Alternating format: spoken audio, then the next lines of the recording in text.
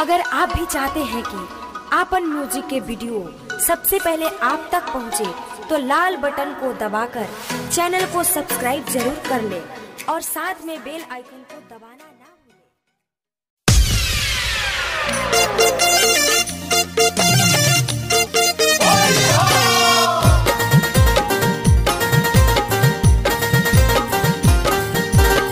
Music by राज धर्मेंद्र आर्या।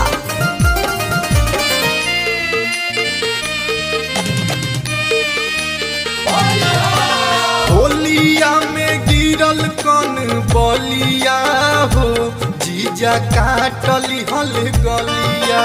होलिया में गिरल कौन बलिया हो, जीजा काटली हल गलिया। काटली हल गलिया, जीजा काटली हल गलिया।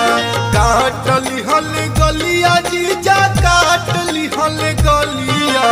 पहले पी के भांग रंग डेलिया हो, जीजा काटली हल गलिया। होलिया में गिरल कौन बलिया हो, जीजा काटली हल गलिया।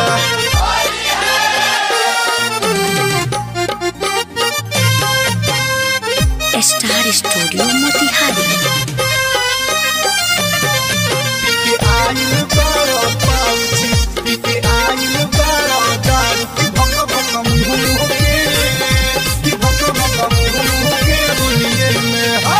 आंगना में छानत रही पुआ पकावान हो, देखी के मौका मरल चौका कइले नेवान हो।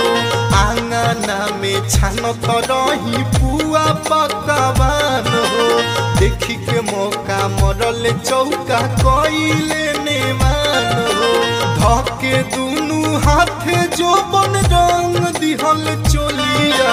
धके दुनु हाथे जो बन रंग दिहल चोलिया।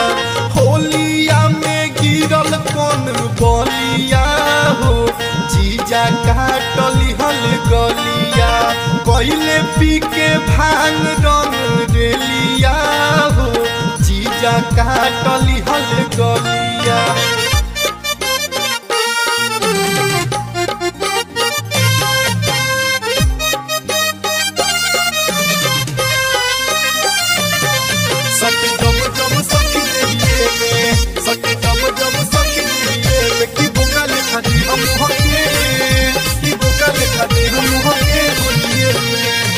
होलिया में मिलल रहे धर्मेंद्र के छूट हो, सुंदस सागर चंदन चहल महाजाली हल लूट हो। होलिया में मिलल रहे अजितवा के छूट हो, सुंदस सागर चंदन चहल महाजाली हल लूट हो। पूर दिहल भीतर ले अपन पीछे करिया। पूर दिहल भीतर ले अपन पीछे करिया। होलिया में गिरल कौन बलिया हो, जीजा काटली हल गलिया। पहले पी के भांग रंग डेलिया हो, जीजा काटली हल गलिया। Star studio Motihari.